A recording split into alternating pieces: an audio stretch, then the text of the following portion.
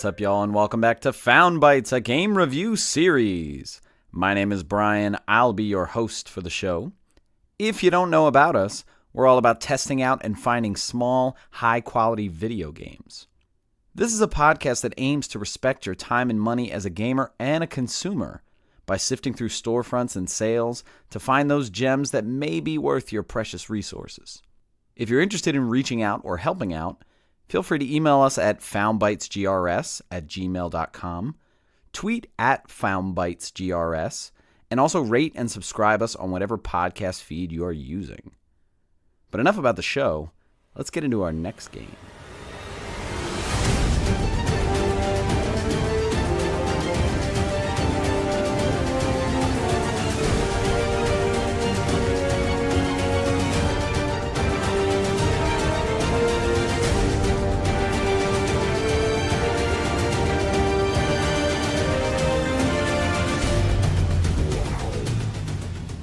Skul, the Hero Slayer, is the game for this week's episode.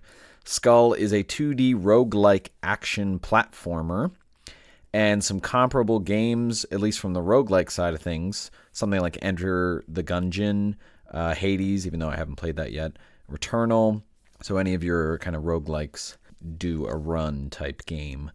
Skul was released initially in January of 2021 on PC, Mac, and Linux, and then in October of 2021 on Xbox One, PS4, and Switch. The game had a bunch of physical releases. So in December of 2021, there was a Signature Edition release. It was kind of like a special edition. In April of 2022, there was a Deluxe Edition that was released, I think, only in Japan through Play Asia on PS4 and Switch. And the game also had an initial retail release on Switch and PS4 from Merge Games. The game was developed by SouthPAW Games. I'm pretty sure this was their first game. I don't know too much about them. I tried looking on their website. I tried reaching out on Twitter and whatnot, but I haven't heard anything back. I think they're from somewhere in Eastern Asia. I think they're a small team. They look like maybe 5 or 6 guys, so shout out to small team.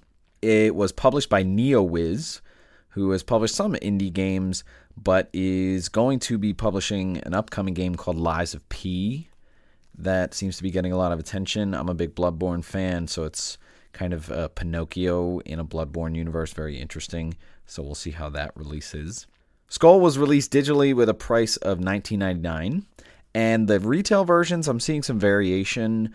I think the Switch version, I'm seeing it at $39.99, but I'm seeing the PS4 at $29.99. And so at this point on Amazon, also with discounts, I'm not too sure. The Play Asia Deluxe Edition, which was only released in Japan, or at least you can order it, but it'll be shipping from Japan, is $59.99. And the Signature Edition, I think they're a company out of Canada, I want to say, or maybe somewhere in Europe. But their equivalent to that edition was, I think, about $42. So a lot of different physical editions out there, but the digital edition that you probably see on the storefronts going for $19.99. Runtime of the game, somewhere, if you're just going through the story, somewhere between 15, probably heavier on the 20-hour side of things, but that's if you really know what you're doing and you're kind of bolting through. But a lot of people are really putting in hours with this. I'm looking at, upwards of 30 hours, so a little bit more time on this one. Not necessarily mandatory, but we'll get into that. For our PlayStation listeners, this does have a Platinum Trophy on PS4. I got this on sale for $13.99 on PSN, and I've been playing it on PS4. I've put in a little more than 7 hours, maybe 7 or 8 hours, but no one recommended this game to me. I just saw it. It kind of looked cool. The combat looked pretty kinetic, and I like some of the customization that I saw in the combat.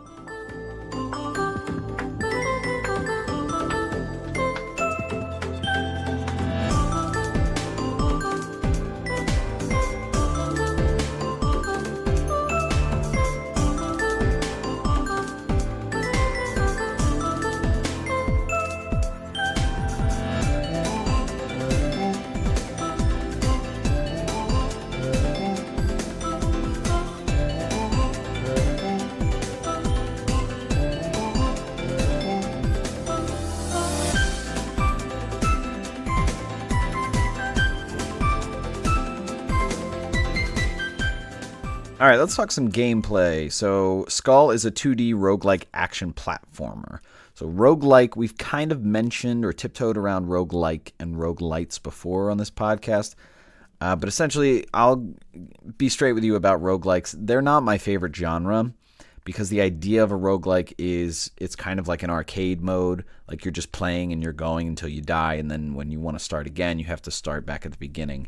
And so it's this idea of doing a run until you die and then you start over. And so I'm personally not that big of a fan of games like that because I like permanence in my game. I like to feel progress. But some of the newer ones that are out in terms of roguelikes have some interesting ways of doing things. So this game is not any different. You know, you'll be doing a run and then you'll die and then you'll start over. And the idea is that it is a 2D platformer. So you are kind of going through these screens and you'll have to fight enemies, and at the end of it, you'll be progressing by going in one door, or there might sometimes be a choice of two doors. And then you go in the door, and then you go to the next room, so on and so forth. And so these rooms are going to be procedurally generated. They're not going to be like a single screen. Some of them might be in the mini-boss fights, but for the most part, you are traversing a little bit through this level. It's a little more than a single screen. Sometimes there's some verticality, like you might actually be going up and jumping on platforms to get to the doors, or you might actually be going down. And when you're in these rooms, enemies are going to be appearing in waves. And so you'll kill a bunch of enemies, and all of a sudden a bunch more will appear. And then in order to progress through the game, you have to kill all the enemies, so you have to wait until all the waves are done. And then right at the doors that you're going to go into or choose between, you'll know that you've killed all the enemies because a reward will appear. And we'll talk about the different rewards that you get. So you have to pick up the reward, and then you go into one of the doors. But along the way, you'll run into some other things that we'll get into. Like some of the rooms will be rooms where you're going to be in a shop and trying to buy things. Like I said, there'll be mini bosses and there'll be area bosses. And sometimes the doors that you choose between, they're going to be kind of adorned differently. I'm not sure if that indicates what's in the door, like an easier path or a harder path, or one that's going to give you more, gold or currency or something like that. So I'm not too sure of that. And then you'll be getting some currencies along the way. You'll be getting gold to buy things. You'll be possibly getting bones, and then you'll be getting dark quartz. So let's get into some of the basics of the movement. So your character, it is a 2D action platformer, so you'll be kind of running, jumping, attacking, and dashing. Sometimes you will have special moves that are like skills, and these are specific to the character that you are, and this will change. We'll talk about it. And sometimes you'll be using the moves that you start out with the character you start out with, or along the way you'll be acquiring sort of different quote-unquote hats, but we're going to call them skulls. What's going to happen a lot is you're going to be swapping between different hats that you'll wear, or the skulls that are kind of like different personas. But the basic character that you start out with is Skul. His persona is pretty simple. He's a skeleton, and he's got a skull, and he's got a bone that he's using as kind of a sword. And he does have a special move where he can throw his skull and hit an enemy.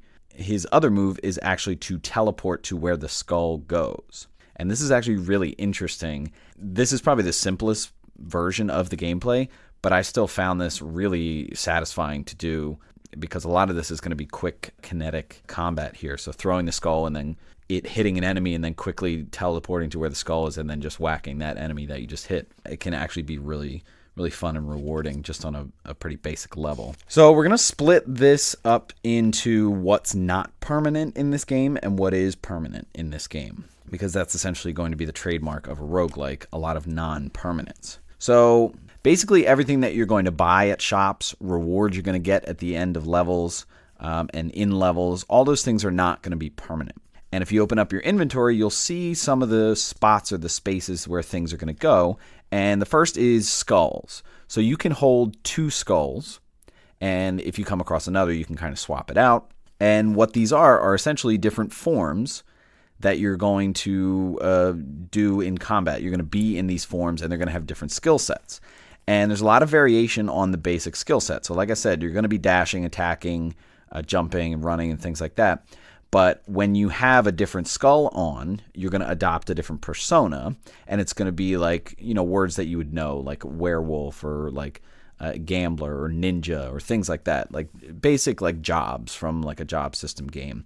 And it's going to have variations on some of these simple things. So some of your dashes are going to be like longer. They're going to be faster. You might have an extra dash because I think the main character can do 2 in a row.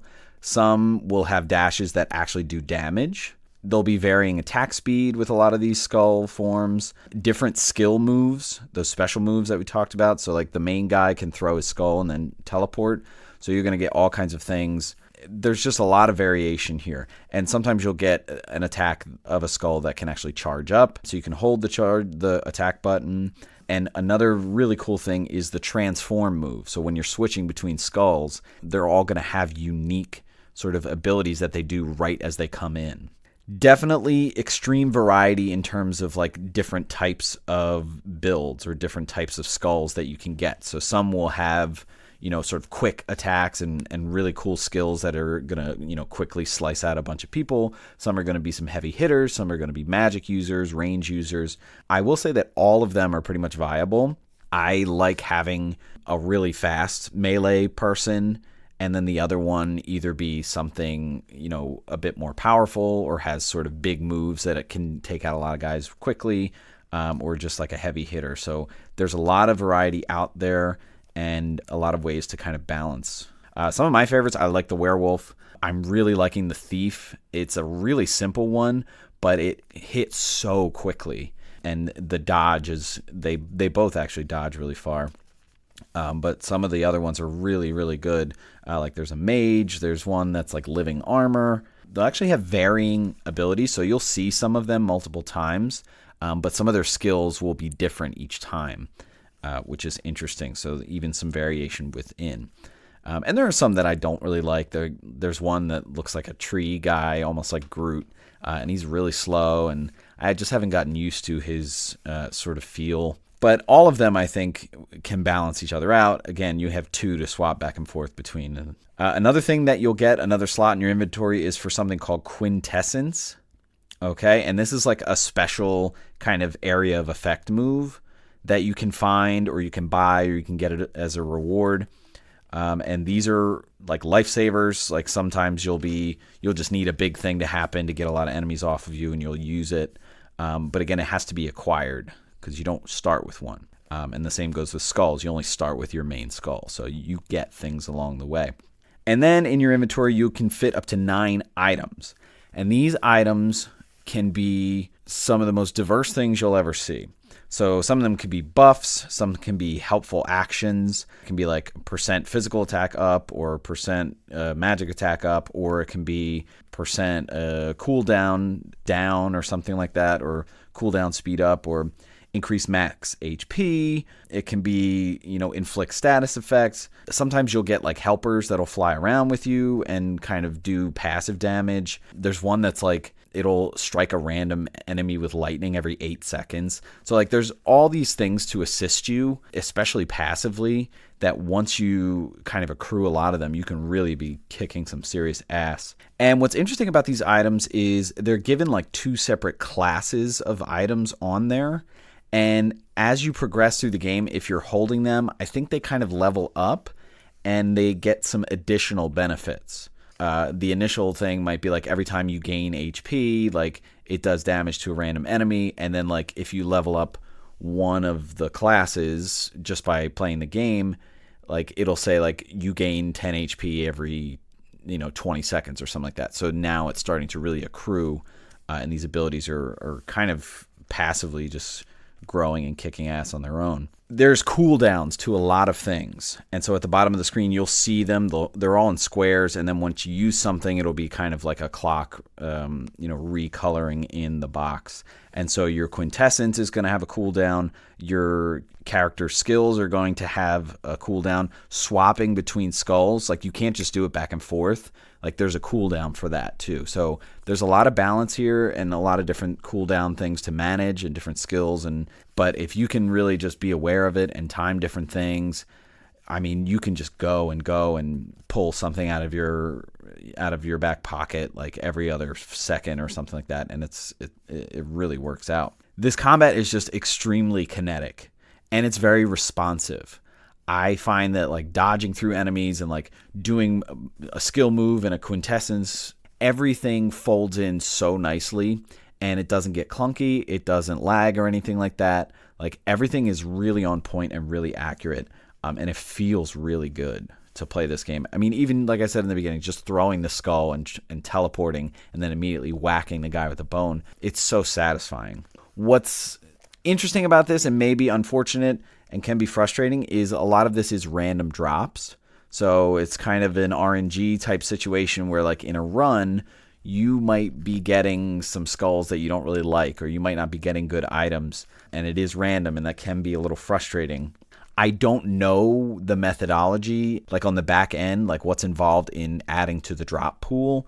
I feel like as I'm progressing, some cooler skulls are becoming more available, but I don't know for sure if it's tied to progression. So in terms of the currency and spending it, so as you progress through some of these rooms, you'll come across shop levels, and you'll probably come across a shop level twice before like one main boss, like in each world or board or whatever. And when you go to the shop level, it's like you're in a level and it's peaceful, everything's fine. And there's a station where you can probably buy one health item to recover some health. There's going to be 4 items that are randomly there available for you to buy. Both of those, you're going to be using gold for that. There's always going to be one free skull that you can take, which I like. So even if you are struggling to find good skulls, when you get to a shop room, you might find a good one there for free. You can also buy a quintessence, and you can also buy an item by spending dark quartz, which is actually a permanent currency. We'll talk about that in a little bit.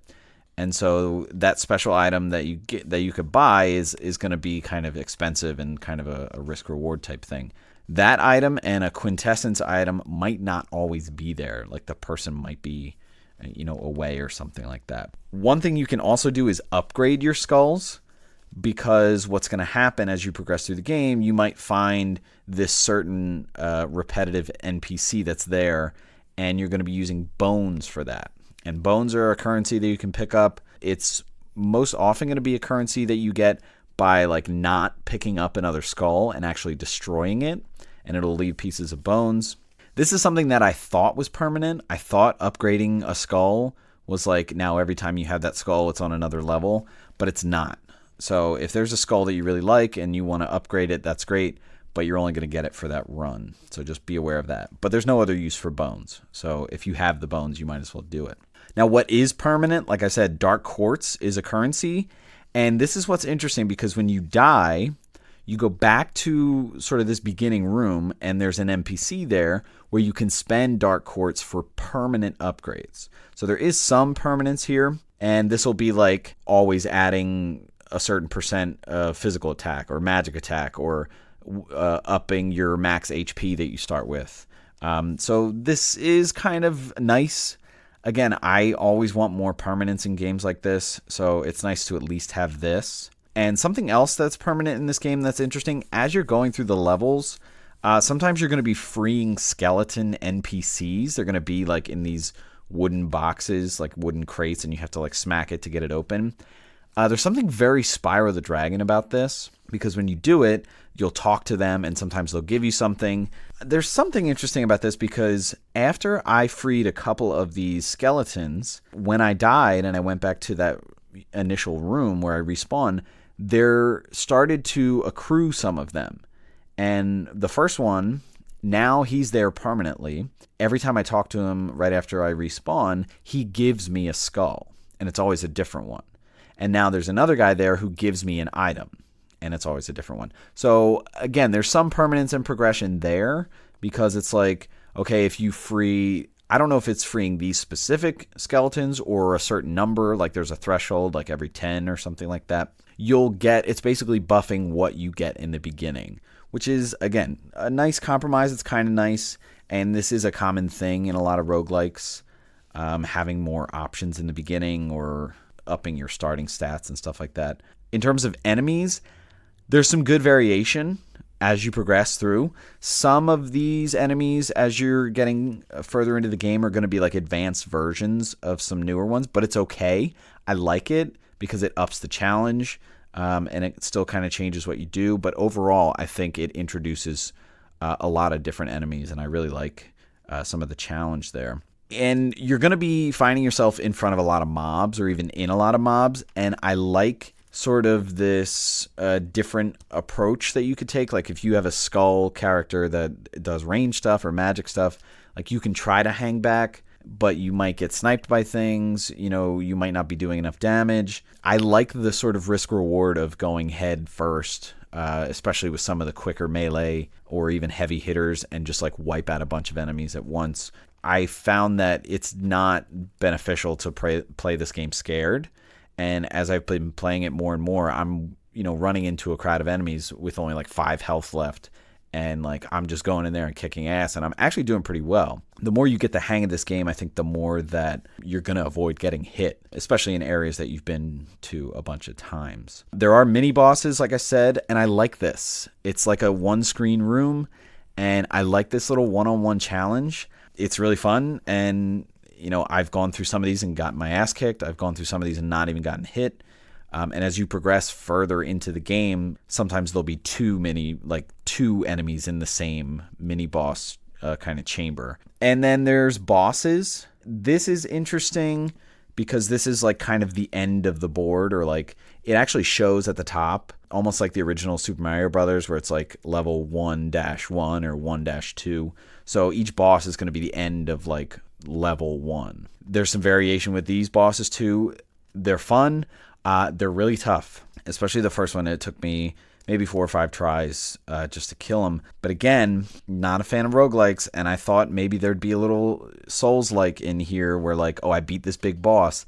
I don't have to do this again, or now I advance to the next. And then sure enough, after I died, I came back and I had to beat that boss again. But it's also interesting because it unveils some of the story when you beat a boss for the first time. So I was really hoping that maybe there would be some kind of option to circumvent the first level or something like that after I beat the boss. In terms of progression, there is a story in this game. I want to really know more. When you beat bosses, there are like little storybook cutscenes. I don't know whose perspective they're being told from, but with the gameplay being so grindy and doing a run and doing 10 runs and dying and not beating a boss, the cutscenes are kind of few and far between, so you really forget that there's a story sometimes. And again, that's not like a knock on the actual story, because I think there is something here. I just don't hear it enough. I don't feel it enough.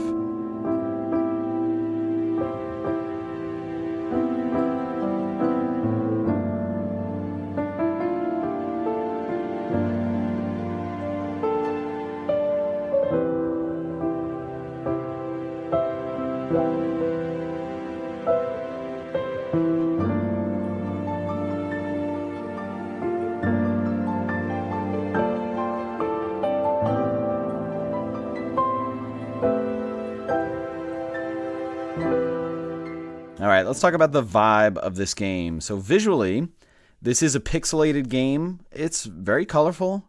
I like the visuals. It's interesting because while it is pixelated, the animations, especially of the enemies, are so clear. And so you get really used to their mannerisms, even after only a couple levels, like going through. And sort of the tells that they have, like whether it's the small guys with swords or the big guys, or when you start to see the magic users, like you know when your window is to attack, or like when you need to dodge, or when something big is coming. And I think it all starts with the visuals and kind of those tells. I love the detail in the different Skul forms. So like the werewolf, like the Iceman. I just love the differentiation visually that happens there, and there's a lot of detail. Sometimes in a boss fight, like the first boss fight, there are platforms to jump on, but it's not always clear where they are. Like it's kind of lost in the background of the set piece, and so that can be a little frustrating. In terms of audio, there's a lot of sound effects, and they come out very clearly, whether it's like the whacking of enemies, or when the enemies are starting to do an attack or something like that, or grunts or things. I like the music in this game. It gives, when you're in levels, it gives these Sonic Mega Man vibes. Like, let's go, like we're in it, like let's move. And I really enjoy it. And some of the other songs have some somber feels, because I think there is something in the story here that's a bit heavy. Again, I don't think we're coming at it that often, but I do like the music there, and I like, learning about from some of these NPCs and stuff like that what's going on But thematically, I think this game is very charming. I like the dialogue. I like the sense of humor. There's a lot of matter-of-factly type things going on. Some of it is like bone humor and skeleton humor that I find just like very simple. It's just simple touches. It's not over the top. When you first start the game, like in the respawn room, you have to run out and like dive off the ledge to get to the bottom where the doors are. And when you dive off, you're jumping down this building and you're seeing the building on the left. And then all of a sudden you see this guy, this skeleton who's like in scaffolding, like he's painting the wall or like he's washing the windows. It's just so random, but it just really makes me smile every time I pass it. In terms of the story, like I said, something is here. There's this idea that skeletons are under attack and humans are the culprit and they're trying to like take over. I don't know if there's, some kind of perspective going on because obviously skeletons used to be humans, but I don't know if that's involved here. Again, a little frustrating because it's like taking too long to find out. I'm not progressing, so I'm not like quickly getting more story. I have to keep starting at the beginning and sort of not getting that story stuff.